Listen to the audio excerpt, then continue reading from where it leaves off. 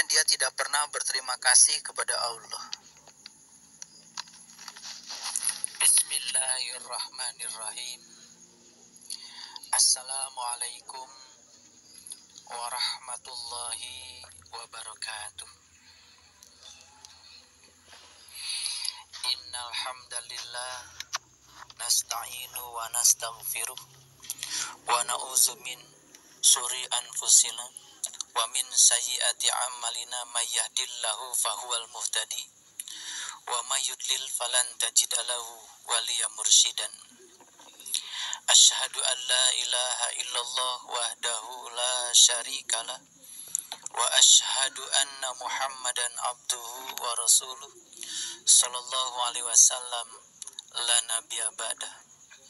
Allahumma salli ala sayyidina Muhammad wa ala ali sayyidina Muhammad kama sallaita ala sayyidina Ibrahim wa ala ali Ibrahim wa barik ala sayyidina Muhammad wa ala ali sayyidina Muhammad kama barakta ala sayyidina Ibrahim wa ala ali Ibrahim fil alamin innaka Hamidum Majid. Subhanaka la ilma lana illa ma 'allamtana innaka antal alimul hakim. Subhanakallahumma rabbana wa bihamdika asyhadu an la ilaha illa anta astaghfiruka wa atubu ilaik. Astaghfirullahaladzim. Astaghfirullahaladzim. Astaghfirullahaladzim. Allazi la ilaha illa huwal hayyul qayyum wa atubu ilaih min jami'il ma'asi wa dhunub la haula wa la quwata illa billahil aliyyil azim. Lagi wa bizalika umirtu. Apa artinya wa bizalika umirtu? Aku siap diperintahkan apapun ya Allah. Aku siap diproses apapun ya Allah. Aku siap mengikuti apapun maunya Engkau ya Allah. Aku yakin apapun yang terjadi dalam hidupku adalah kebenaran. Bagian dari cara Engkau menolongku untuk menumbuhkan spiritualku. Di situ akan timbul sebuah persepsi yang positif kepada Allah. Tidak meragukan Allah. Apapun yang terjadi, bagian dari jalan yang Kau sediakan untuk pertumbuhanku. Aku ikut Engkau saja ya Allah. Amar itu perintah. Makanya kan kalau di pengadilan ada namanya amar putusan. Amar putusan berarti putusan yang memerintahkan. Begitu amar putusannya ada, maka kemudian diperintahkan seseorang itu ditahan, kan gitu. Itu amar. Amar itu dari bahasa Arab. Wa bizalika umirtu. Coba. Begitu nanti Bapak Ibu membaca kalimat itu dalam sholat, tekankan itu. Wa bizalika umirtu. Yes Allah, aku ikut Engkau. Gitu. Yes Allah, aku bersamamu. Yes Allah, apapun yang terjadi, ini adalah kebenaran darimu. Yes Allah, apapun yang terjadi dalam hidupku, ini bagian dari jalan yang sudah Kau sediakan untuk pertumbuhan spiritualku. Aku yakin apapun yang terjadi adalah mitra spiritualku. Baru kalimat yang berikutnya yang luar biasa dan menggoncang jiwa kita kalau kita sadar mengucapkannya. Wa ana awalul muslimin. Kini aku telah mengawali menjadi orang yang berserah diri. Itu sebabnya ada Quran. Ada ayat Quran mengatakan kullu nafsin za'iqatul maut. Biasanya ayat ini dipakai kalau ada orang yang meninggal. Terjemahannya apa? Terjemahannya setiap orang yang hidup pasti mati. Itu terjemahan yang keliru. Kullu nafsin za'iqatul maut artinya setiap yang hidup harus merasakan rasanya mati. Kapan merasakannya rasanya mati? Masih hidup atau ketika mati? Masih hidup dong. Buat apa ada perintah setiap yang hidup harus merasakan rasanya mati? Kalau merasakan mati merasakan. Orang mati udah nggak merasa apa-apa kok. Lihat orang mati dikasih sabun colek, yes. Dikubur di tempat kuburan penuh sampah, yes. Dikubur di memorial park, yang harganya mahal, yes. Nggak ngerti. Lah udah mati. Makanya perintahnya, ya, diperhatikan. Kalimatnya sederhana tetapi implementasinya menjadi berbeda. Setiap yang hidup harus merasakan rasanya mati. Merasakan rasanya mati itu ketika hidup. Pasrah ketika mati gak ada anehnya. Tapi kalau pasrah ketika masih hidup, itu yang luar biasa. Makanya kalau kita pasrah kepada Allah seperti pasrahnya orang mati kepada yang hidup, itulah kepasrahan yang sesungguhnya. Kan orang mati disabunin gak apa-apa, mandi pakai air hangat gak apa-apa, pakai air dingin gak apa-apa, pakai air comberan gak apa-apa, dikasih minyak duyung gak protes, dikasih minyak wangi yang bagus juga gak masalah, gak ngerasai apa-apa. Itulah perintah leluhur kita, harus belajar mati sakjroning urip. Belajar mati selagi hidup artinya merasakan kepasrahan seperti pasrahnya orang mati, tetapi ketika masih hidup. Kalau pasrah setelah mati nggak ada artinya. Kenapa? Mohon maaf.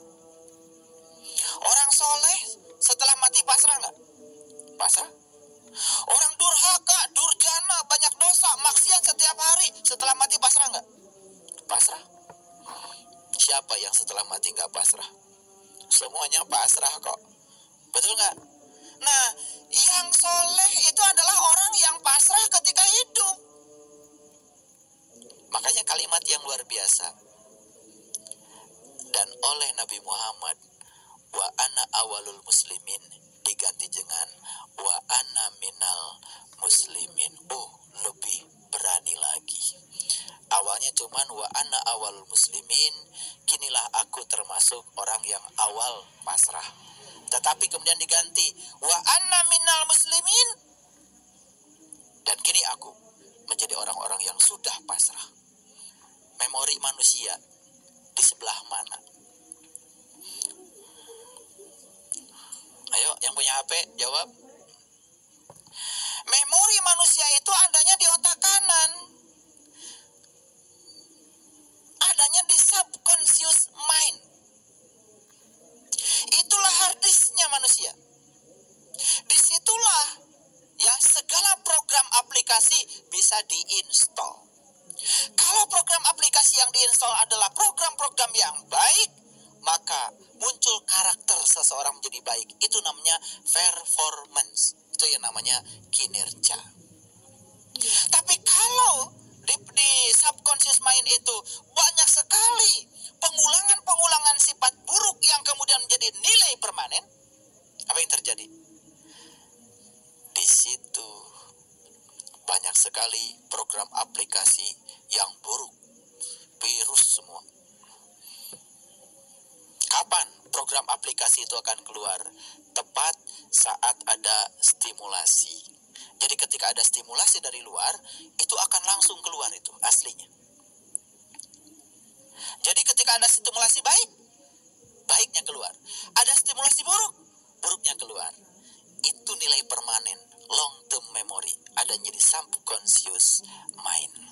Bayangkan Bapak Ibu, kalau Bapak Ibu melakukan sholat sehari 17 rakaat, di setiap rakaat membaca doa-doa penuh dengan kesadaran. Doa-doa itu awalnya di pikiran sadar, karena terjadi proses pengulangan masuk ke pikiran bawah sadar, tersimpan di bawah pikiran bawah sadar menjadi nilai permanen. Makanya saat ada stimulus dari luar, jangankan stimulus yang buruk, jangan stimulus yang baik, yang buruk pun yang keluar pasti baik, karena di dalam tidak ada program aplikasi yang buruk. Nah, mohon maaf ya, yang suka mengeluh biasanya mengeluhkan ke banyak orang. Biasanya ada jadwal. Hari ini mau mengeluh pada si A, si B, si C, si D, dan banyak sekali jadwalnya ya, sampai si Z. Coba, apa artinya mengeluh? Mengeluh itu sebetulnya berdoa meminta yang buruk. Ulangi lagi, Mengeluh adalah berdoa meminta yang buruk. Karena apa? Karena orang kalau mengeluh nggak ada cerita baiknya. Kalau mengeluh itu pasti cerita tentang yang buruk-buruk yang dialami supaya orang bersimpati, berempati pada dia. Yang diceritakan pasti yang buruk. Pasti yang buruk. Apa berikutnya? Kan berikutnya itu proses pengulangan tentang cerita buruk itu masuk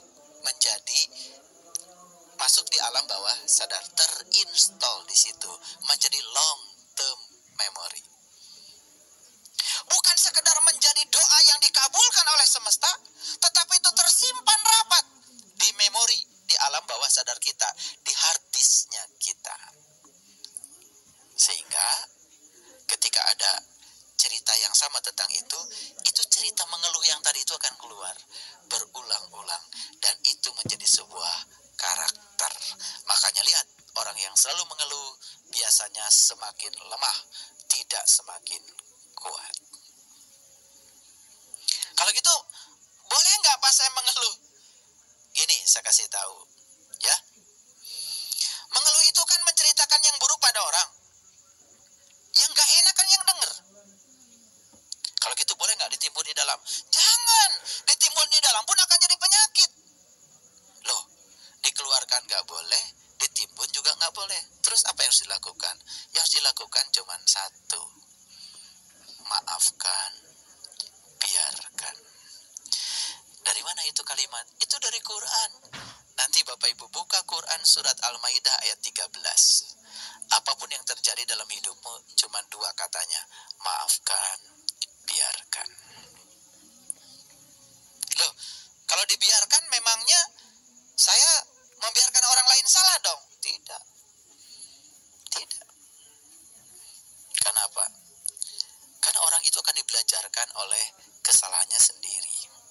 Saat dia melakukan kesalahan, di setiap kesalahan itu ada risiko yang harus dia tanggung. Dan ketika dia harus menanggung sebuah risiko, pasti dia juga tidak suka dalam ketidaknyamanan itu. Kan berikutnya pasti dia akan mencari cara baru. Makanya kata Einstein kembali lagi, siapa saja yang belum pernah melakukan kesalahan, tidak akan pernah menemukan cara baru. Biarkan dia menemukan cara baru sendiri. Itu namanya discovery learning. Jadi ya belajar menemukan formula dari dirinya sendiri tanpa bantuan orang lain. Itu akan memiliki nilai permanen daripada dipaksa oleh orang lain untuk menjadi baik. Jadi makanya kita jangan suka intervensi. Jangan suka intervensi. Intervensi kepada orang lain, ya. Sebaiknya kita intervensi pada diri kita sendiri saja. Bagaimana intervensinya? Untuk mengubah orang, apa sih yang bisa saya ubah pada diri saya? Sehingga orang menjadi berubah dengan perubahan saya. Bukan memaksa orang lain untuk introspeksi diri, tetapi dirinya sendiri tidak pernah melakukan introspeksi ke dalam. Baik, ini sudah panjang. Jadi itu baru doa iftitah. Saya ulang lagi. Kalau kalimat ini saja diulang-ulang menjadi nilai permanen. Coba bayangkan. Inni wajahtu wajhiya lilladzi fataras samawati wal ard hanifan musliman wa ma ana minal musyrikin. Inna sholati wa nusuki wa mahyaya wa mamati lillahi rabbil alamin la syarikalah wa bidzalika umirtu wa anna minal muslimin. Itu sebuah deklarasi kita kepada Allah yang menyatakan, aku siap diperintahkan apapun karena aku sudah berserah diri kepadamu. Nah, itu kalau sudah menjadi nilai permanen di subconscious mind kita, apa dampaknya? Itu menjadi karakter yang permanen. Dan kalau itu sudah menjadi karakter yang permanen, itulah menjadi performance kita. Sehingga sholat itu menjadi berdampak. Ini baru satu kalimat tuh. Sekarang kita lihat bacaan-bacaan sholat. Hampir semua bacaan sholat dipungkas dengan wabihamdi. Coba, kalau kita ruku, kita baca apa? Subhana Rabbiyal Adimi wabihamdi. Wabihamdi artinya apa? Segala puji habis untukmu. Begitu Sami Allahu liman hamidah. Sami Allahu liman hamidah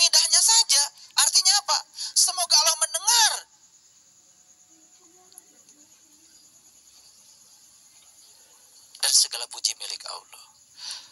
Lalu setelah bilang sami Allahu liman hamidah, berikutnya apa? Bilang Rabbana walakal ham. Ya Allah Tuhanku, segala puji hanya milik-Mu. Betul? Hampir semua di gerakan-gerakan sholat, ujung pangkalnya apa? Segala puji milik Allah, segala puji milik Allah, segala puji milik Allah. Habis seluruh pujian untuk Allah. Kalau seluruh pujian habis untuk Allah, berarti kita sudah selesai. Betul? Saat kita dipuji, kita tidak menjadi sombong. Saat kita kemudian dicela pun kita tidak jatuh. Kenapa? Loh, segala puji kan miliknya Allah.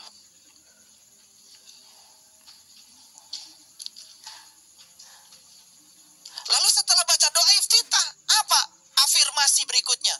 Doa yang sangat luar biasa. Tidak sah kita kalau sholat tidak membaca Al-Fatihah di setiap rakaatnya. Bismillahirrahmanirrahim. Atas nama Allah yang Maha Pengasih dan Maha Penyayang. Coba kalimat itu diserap, diulang-ulang dengan penuh kesadaran. Atas nama Allah yang Maha Pengasih dan Maha Penyayang. Apa maknanya? Ya Allah. Ketika kita membaca kalimat itu, ada tugas dalam diri kita. Tugasku di semesta ini adalah menjadi kepanjangan tangan-Mu. Tugasku di semesta ini menyampaikan cinta dan kasih-Mu. Ingat, Bismillahirrahmanirrahim. Kalimatnya dua. Aku ditugaskan Allah ke semesta ini menjadi kepanjangan tangan Allah. Apa yang harus kusampaikan? Cinta dan kasih-Nya Allah. Jadi bohong kalau habis baca Bismillahirrahmanirrahim kita menyakiti orang lain. Bohong kalau habis baca Bismillahirrahmanirrahim mengambil hak orang lain. Bohong kalau habis baca Bismillahirrahmanirrahim kemudian kita tidak menyampaikan cinta kasih-Nya Allah. Bohong kalau kita habis baca Bismillahirrahmanirrahim menebarkan rasa takut. Di dalamnya ada kekesalan, ada kemarahan, ada kebencian. Bohong, bohong sekali. Dan kalau kalimat itu disadari, berikutnya, Alhamdulillahi Rabbil Alamin. Segala puji habis untuk Allah, Tuhan semesta alam. Ar-Rahmanir-Rahim, yang Maha Pengasih dan Maha Penyayang. Ar-Rahmanir-Rahim diulang 2 kali. Di Bismillahirrahmanirrahim disebutkan, di dalam Alhamdulillahirabbil alamin, Ar-Rahmanir-Rahim disebutkan lagi. Apa maknanya? Start the day with love. Fill the day with love. Awalilah harimu dengan cinta dan isilah harimu dengan cinta. Makanya pagi-pagi coba saat bangun tidur awalilah dengan cinta. Terima kasih Tuhan atas berkah hidup, hadiah yang sangat luar biasa. Terima kasih kaki, terima kasih tangan, terima kasih pada seluruh anggota tubuh. Maaf jika aku tidak serius mengurus kalian semua, sehingga kalian sekali-kali harus berbicara lewat rasa sakit. Seandainya harus berbicara lewat rasa sakit, aku paham. Itu cara kalian berbicara kepadaku lewat itu. Silahkan kalian berbicara. Rasa sakit pun tidak ditahan, mengalir saja. Sebentar ada, sebentar tidak ada. Persis seperti awan, kadang ada, kadang tidak ada. Apa yang terjadi berikutnya? Tenang. Makanya mintalah kepada Allah kekuatan. Ya Allah, izinkan aku untuk mengisi hari-hariku dengan penuh rasa cinta kasih. Kalau bismillahnya saja sudah seperti itu. Alhamdulillahi Rabbil Alamin Ar-Rahmanir-Rahim Maliki Yaumiddin. Tanamkan itu ke alam bawah sadar kita berulang-ulang. Apa maknanya? Hanya Engkau yang berhak menghukum, hanya Engkau yang berhak menilai, hanya Engkau yang berhak menghakimi. Pada saat kita mau bicara aja dalam hidup, mau nilai orang, timbul dari dalam, jangan. Pada saat kita mau menjustifikasi orang, jangan. Akan keluar tuh dari harddisk, dikeluarkan. Iyyaka na'budu wa iyyaka nasta'in. Hanya padamu aku menyembah, hanya padamu aku minta tolong. Tunjukilah aku ke jalanmu yang lurus, jalannya orang-orang yang telah Engkau berikan nikmat, jalannya para nabi, para siddiqin, para syuhada dan para solihin. Janganlah Engkau tunjukkan aku ke jalan orang-orang yang Kau murkai. Jangan pula Kau bimbing aku ke jalan orang-orang yang tidak tahu jalan pulang kepadamu. Aduh, kalau kalimat itu diulang dengan penuh kesadaran dan masuk di subconscious mind kita, percayalah sama saya, itu akan menjadi nilai permanen yang tertanam di dalam subconscious mind kita. Dan kalau itu kita lakukan serius, Bapak Ibu, dari kecil kan kita sholat, betul nggak? Kenapa sampai hari ini nilai-nilai permanen itu tidak muncul? Barangkali ada upaya keras yang harus kita lakukan untuk perubahannya. Mau melakukan perubahan? Baik, kalau mau perubahan, saya siap untuk membimbingnya. Dan self-hipnosisnya akan terjadi. Self-terapinya akan terjadi. Jadi sholat bukan sekedar ibadah, tetapi memberikan dampak yang sangat luar biasa, lahir dan batin.